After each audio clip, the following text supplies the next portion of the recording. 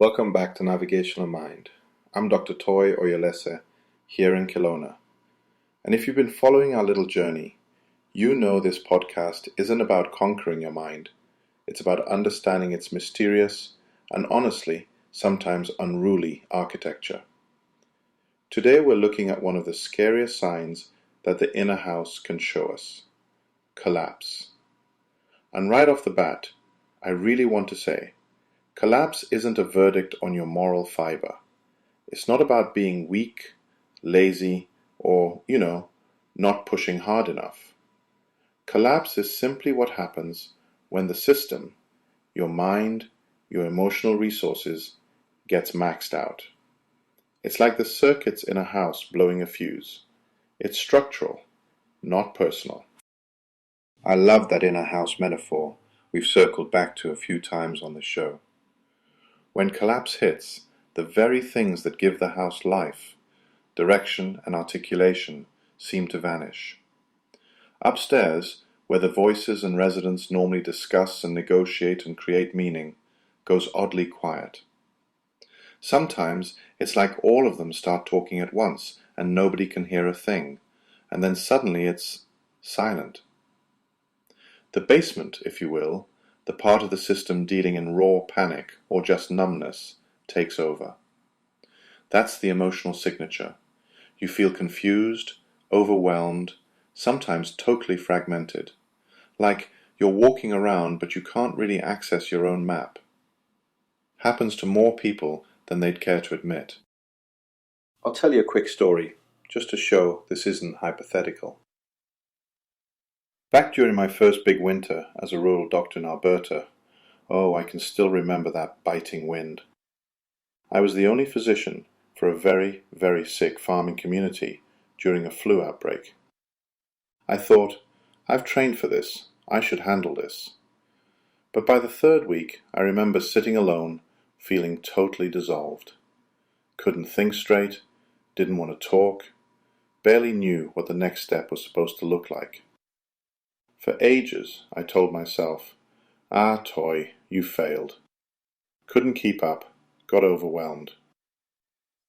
It's only years later, seeing this pattern time and again in myself and in others, I realized that's not personal regression or weakness.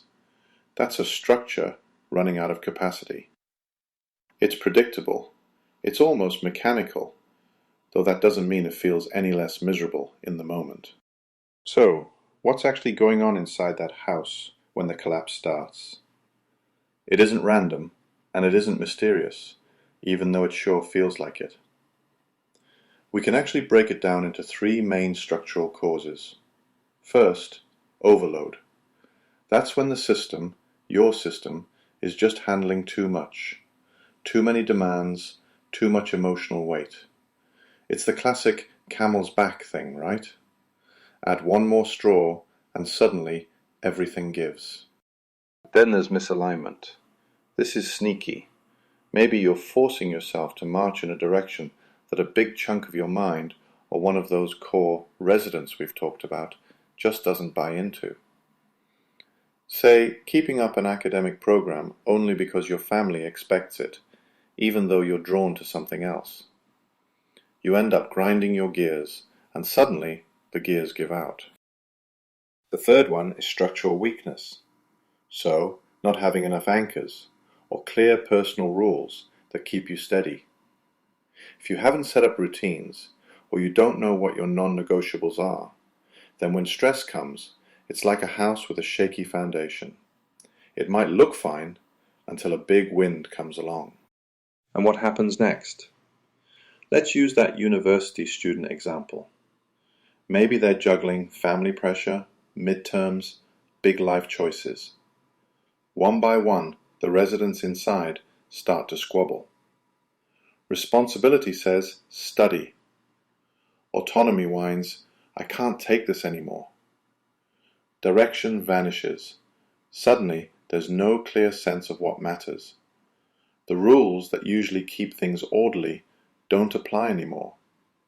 Eventually, the whole internal system says, we can't do this, and boom, the basement steps in. That's when panic shows up, or, just as often, numbness. Sometimes people think numbness means I'm not affected. No, actually, it means your system's pulled the fire alarm and everyone's hiding behind locked doors. If we follow that sequence, first the internal compass breaks, then the language center, articulation, starts to wobble, and right after that, the rules and anchors fail. The system withdraws. It's protecting itself. Again, predictable, not a moral failure. And oh, if you're in that state, please don't try to force productivity or clarity or to snap out of it. If you try, it's like yanking at a broken circuit. You'll probably just blow another fuse. It's not about pushing through. You've got to stabilize first. Or, to put it in terms of our house metaphor, patch up the roof before you try to redecorate the living room. Here's the encouraging part. Collapse is reversible. The real art is in the rebuild. And I'll be honest, a big chunk of my clinical life has been spent not trying to push people through collapse, but helping them figure out how to start this process. It comes in 4 pretty clear phases. First is stabilization. That's about removing as much load as possible. Cancel things, rest, re-establish a routine, find what little anchors you still have. For me, the moment I finally left that little rural clinic and relocated, everything slowed down. That was stabilization.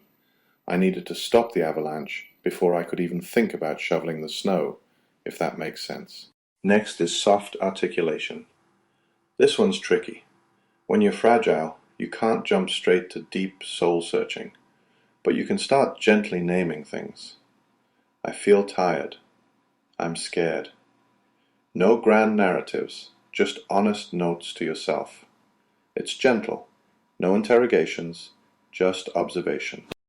If you're patient with that, you'll notice direction starts to flicker back. A faint sense of, maybe I could try this, or I'm kind of drawn to call that friend. That's direction recovery. Not all at once, just little nudges. The last phase, process resumption. Small, structured steps, nothing heroic. Like, today I'll just send that one email. Or, I'll take a 5-minute walk. Gradually your capacity expands. You rebuild. And honestly, every time someone goes through those phases, stabilization, soft articulation, finding direction, and beginning again, something changes deep down. Anchors get stronger. Rules become clearer, usually simpler. People get less invested in pleasing somebody else or pretending things are all right.